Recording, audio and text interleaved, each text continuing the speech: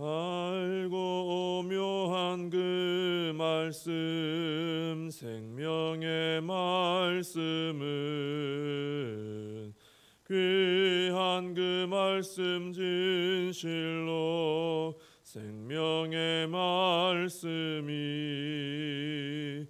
나의 길과 믿음 밝히 보여주니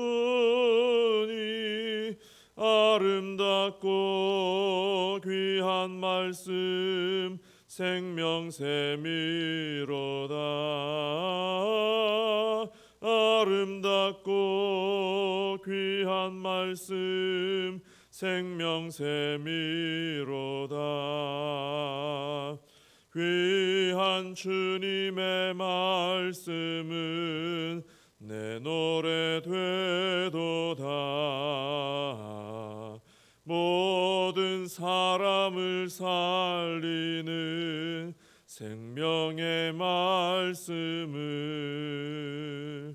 값도 없이 받아 생명길을 가니 아름답고 귀한 말씀 생명샘이로다.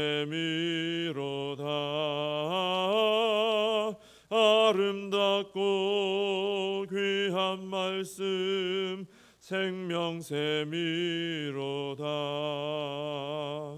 널리 울리어 퍼지는 생명의 말씀은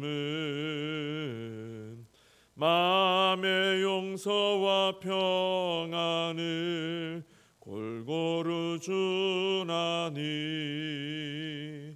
다만 예수 말씀 듣고 복을 받네. 아름답고 귀한 말씀 생명샘이로다. 아름답고 귀한 말씀 생명샘이로다.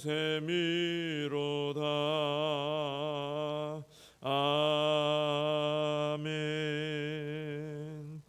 사도신경으로 신앙 고백하시겠습니다. 전능하사 천지를 만드신 하나님 아버지를 내가 믿사오며 그 외아들 우리 주 예수 그리스도를 믿사오니 이는 성령으로 잉태하사 동정녀 마리아에게 나시고 본디오 빌라도에게 고난을 받으사 십자가에 못 박혀 죽으시고 장사한 지 사흘 만에 죽은 자 가운데서 다시 살아나시며 하늘에 오르사 전능하신 하나님 우편에 앉아 계시다가 저리로서 산 자와 죽은 자를 심판하러 오시리라. 성령을 믿사오며 거룩한 공예와 성도가 서로 교통하는 것과 죄를 사하여 주시는 것과 몸이 다시 사는 것과 영원히 사는 것을 믿사옵나이다. 아멘. 아모스서 3장입니다. 구약성경 아모스 3장 1절부터 8절까지 말씀을 같이 보겠습니다. 아모스 3장 1절에서 8절입니다. 봉독해 드리겠습니다. 이스라엘 자손들아, 여호와께서 너희에 대하여 이르시는 이 말씀을 들으라. 애굽 땅에서 인도하여 올리신 모든 족속에 대하여 이르시기를 내가 땅의 모든 족속 가운데 너희만을 알았나니 그러므로 내가 너희 모든 죄악을 너희에게 보응하리라 하셨나니 두 사람이 뜻이 같지 않은데 어찌 동행하겠으며 사자가 움킨 것이 없는데 어찌 수풀에서 부르짖겠으며 젊은 사자가 잡은 것이 없는데 어찌 굴에서 소리를 내겠느냐. 덫을 땅에 놓지 않았는데 새가 어찌 거기 치이겠으며 잡힌 것이 없는데 덫이 어찌 땅에서 튀겠느냐. 성읍에서 나팔이 울리는데 백성이 어찌 두려워하지 아니하겠으며 여호와의 행하심이 없는데 재앙이 어찌 성읍에 임하겠느냐. 주 여호와께서는 자기의 비밀을 그 종 선지자들에게 보이지 아니하고 하시고는 결코 행하심이 없으시리라. 사자가 부르짖은즉 누가 두려워하지 아니하겠느냐. 주 여호와께서 말씀하신즉 누가 예언하지 아니하겠느냐. 아멘.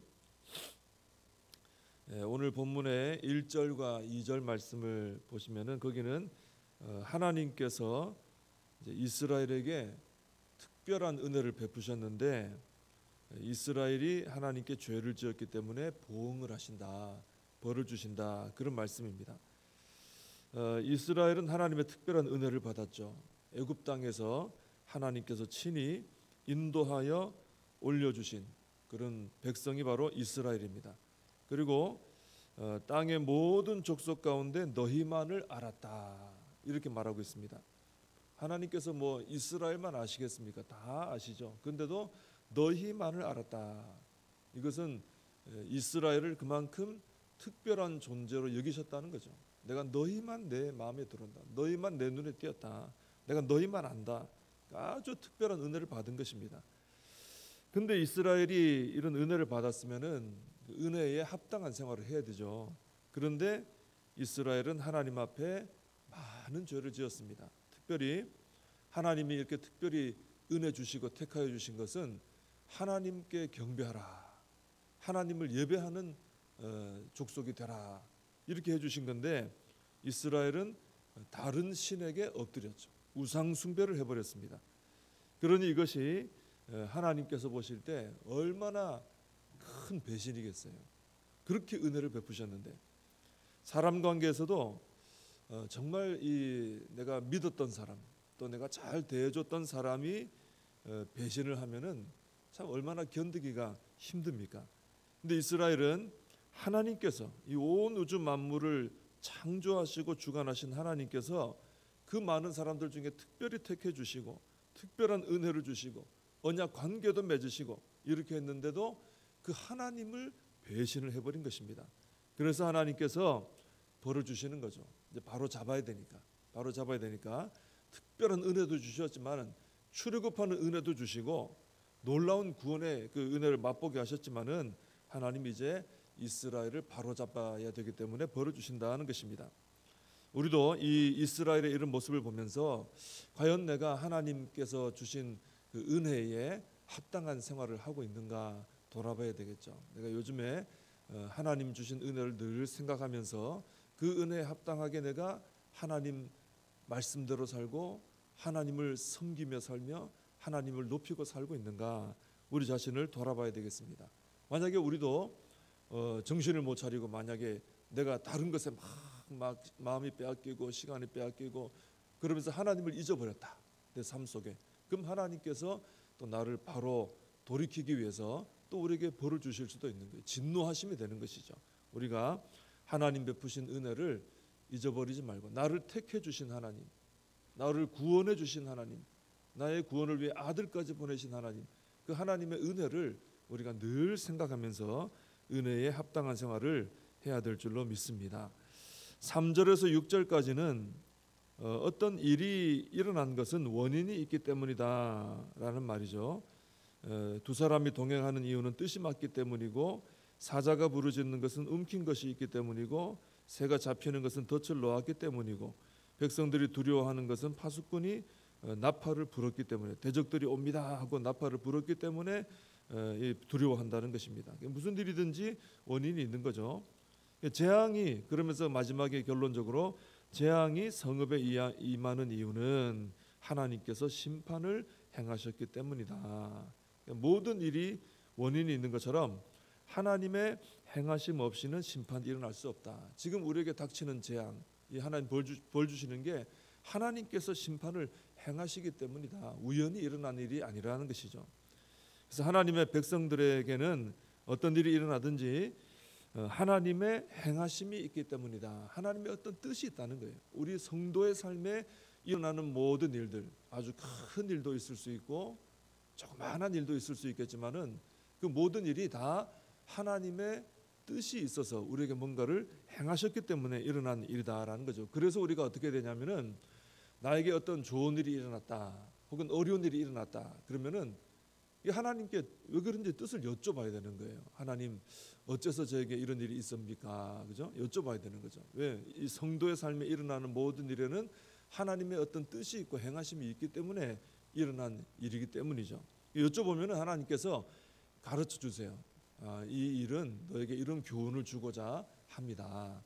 너에게 이것을 깨닫게 하려고 내가 이런 일을 너에게 주었다. 깨닫게 해주시는 거죠. 그러면 그 깨달음대로 우리가 순종하며 살아가면 된다라는 것입니다. 7절에 보시면 주 여호와께서는 자기의 비밀을 그 종 선지자들에게 보이지 아니하시고는 결코 행하심이 없으시리라 그랬습니다. 하나님의 계획을 선지자들에게 미리 보여주시고 행하신다라는 거죠. 그래서 하나님께서 보시면은 세상을 홍수로 심판하실 때도 노아에게 미리 말씀해 주셨어요. 또 소돔 고모라 멸망에 대해서도 아브라함에게 미리 말씀해 주셨어요. 요나에게는 니느웨 멸망을 미리 알려주셨습니다. 미리 알려주시는 거죠. 또 이스라엘에 대해서 심판하실 것도 선지자들에게 얼마나 많이 알려주셨습니까? 많은 선지자들에게 알려주시고 계속 말씀을 전하게 하신 거예요. 잘 전달해라. 그래서 선지자들이 이스라엘에게 잘 전달을 했죠. 그런데 이스라엘의 태도가 어떻습니까? 이스라엘은 선지자들이 그 죄에서 돌이키십시오. 그렇게 해서는 안 됩니다. 심판이 임합니다. 했을 때 듣기 싫어했어요. 안 들으려고 했습니다. 그래서 그 선지자들의 말을 안 듣고 계속 이 악한 길로 갔던 것이죠. 사실 선지자들이 했던 말은 개인적인 말이 아니잖아요. 선지자들이 개인이 자기가 하고 싶은 말 한 게 아닙니다. 때로는 하기 싫은데도 어떤 행동을 해야 되고 하고 싶지 않은 말인데도 억지로 이렇게 해야 될 말이 있었어요. 너무 두려운 말이기 때문에. 근데 하나님께서 주신 말씀이기 때문에 전하지 않을 수가 없었던 것이죠. 오늘 8절에 보시면은 사자가 부르짖은즉 누가 두려워하지 아니하겠느냐, 주 여호와께서 말씀하신즉 누가 예언하지 아니하겠느냐 그렇습니다. 사자가 만약에 어디서 으르릉 해보세요. 산에 그 들판에 들짐승들도 꼼짝을 못하고 두려워서 벌벌 떨게 되죠. 근데 하나님께서 으르릉 하시는데 선지자가 뭐라고 그 말씀대로 전하지 않고 있겠냐 이거죠. 선지자는 하나님 말씀이 임하면 전할 수밖에 없다라는 것이죠.